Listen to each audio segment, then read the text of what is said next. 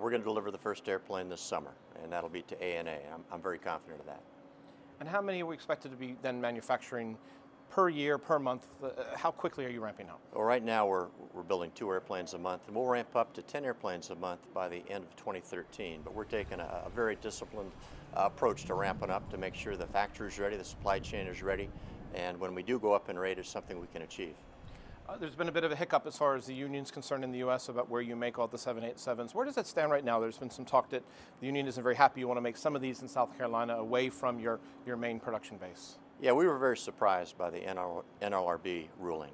In our view, it is not consistent with law, and it certainly is not consistent with precedent. But I'm going to let our attorneys take care of that. I'm focused on building airplanes and making some of the strategic decisions we need to make for our product lines of the future. One of the strategic decisions everyone's waiting for is whether there will be a replacement for the 737, your sort of single aisle workhorse. Yeah. Will there be just an upgraded version of that? And a lot of airlines are saying they're desperate to know the answer to this. Well, we're looking at the market, we're talking to our customers, we're understanding the technology, and we could do either one of those 2 options.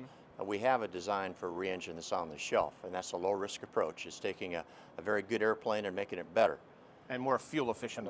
More fuel efficient. The other approach, though, I think is the one that our customers really want us to do. I mean, they've got issues with profitability, with fuel prices, their environmental footprint, and we can build an airplane that's 20% more efficient than the 737. That's higher risk, and right now we're taking a very cautious approach. We're trying to understand all the variables, and we'll make a decision probably towards the end of this year.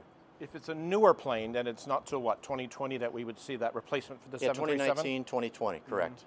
And the airlines are patient waiting for that? Because obviously we're talking about fuel prices now. Yeah. Well, I think they are. I mean, their option is to continue with us on the 737, which we will continue to make better.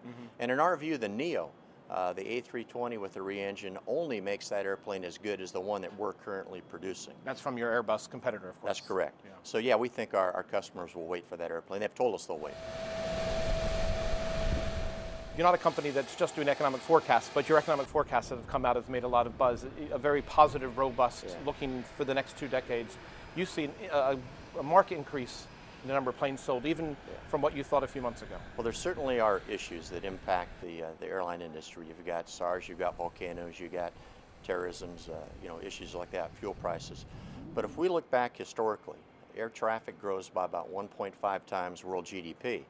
And based on what we think is a conservative estimate, we think there's a market for over 33,000 airplanes over the next 20 years, which adds up to about $4 trillion. As far as the oil price goes, when it gets higher, it actually helps in some ways because airlines decide they need to upgrade to newer planes. Now we're seeing the price coming down a little bit.